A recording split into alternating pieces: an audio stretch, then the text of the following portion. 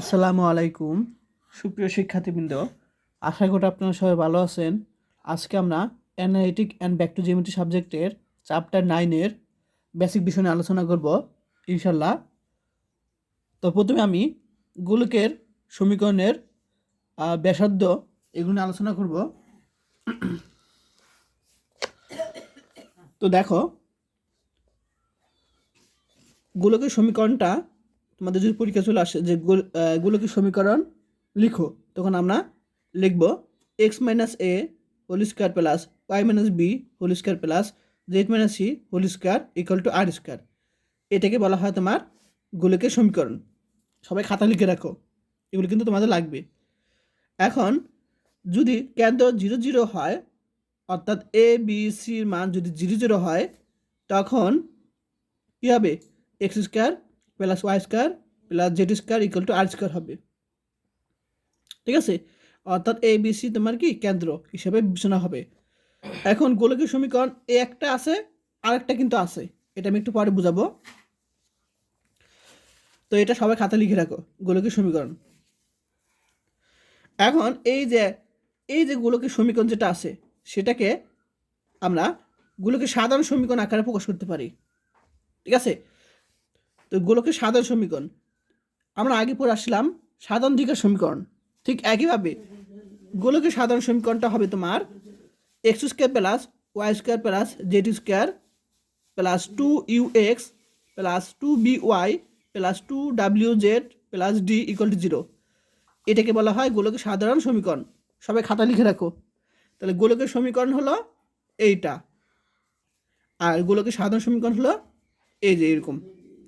এখন তোমাদের পরীক্ষা যেভাবে আসে সেভাবে তোমরা সলিউশন করবে, অর্থাৎ কেন্দ্র বের করবে। আচ্ছা, এই বছর সবাই ক্লিয়ার? এখন তোমাদের পরীক্ষা আসতে পারে যে গোলকের সমীকরণের বৈশিষ্ট্যগুলো আলোচনা করো। তো গোলকের সমীকরণ বৈশিষ্ট্য দেখো, এই যে এক্স ওয়াই জেড এগুলো ঘাত কত কি তোমার দ্বিঘাত সমীকরণ। তাহলে এখানে যে এক্স ওয়াই জেড এর ঘাত দ্বিঘাত সমীকরণ হবে। এরপর X square Y square Z square এর সহগ সমান হবে। দেখো এই তিনটা সহগ দেখো সমান। এরপর Y X X Y Y Z Z X এই পদগুলো সহগ শূন্য হবে।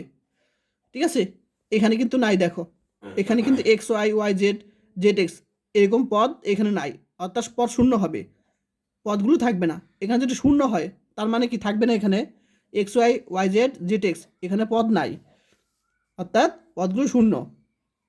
ঠিক আছে, আচ্ছা। এরপর দেখো, তোমার খাতা লিখে রাখো এগুলো, যে যদি কোনো একটা গোলক থাকে, প্রশ্ন যদি গোলক দেওয়া থাকে এবং একটা তোমার সমতল দেওয়া থাকে, ঠিক আছে,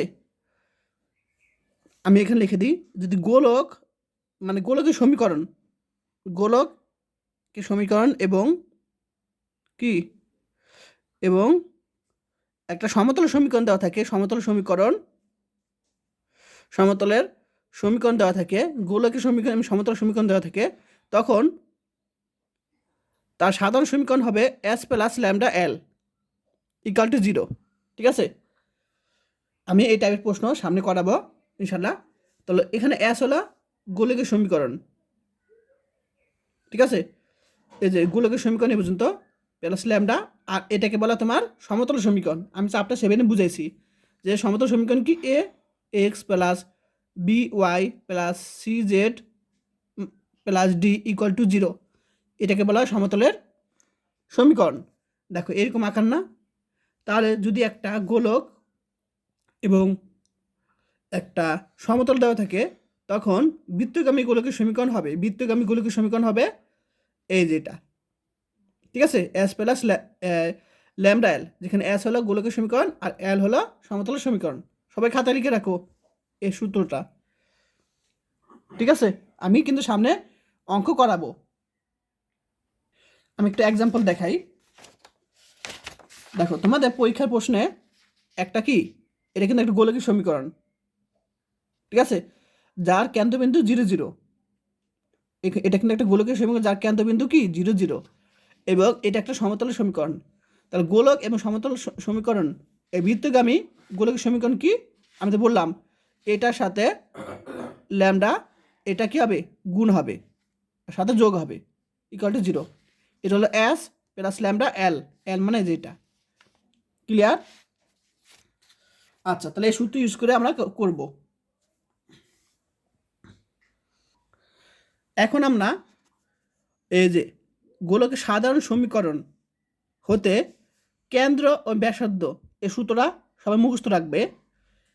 এই যে তাহলে এই যে সাধারণ দ্বিঘাত সমীকরণ, এর কেন্দ্র কি?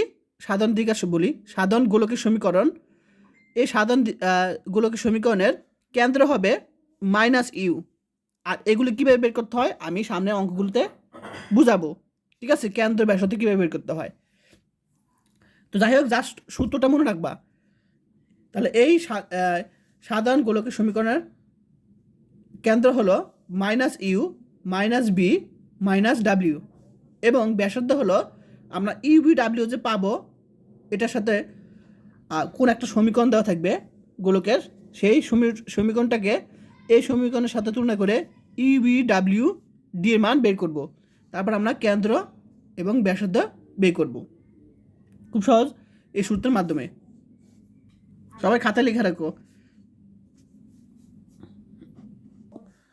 তো এ পর্যন্ত তোমাদের আজকে বেসিক বিষয় আলোচনা করলাম। যখন আমি আরও অঙ্ক করব তখন আরও বিস্তারিত জানতে পারবে, ঠিক আছে? তো আজকে সে পর্যন্তই। সবাই ভালো থাকবেন। আল্লাহ হাফিজ।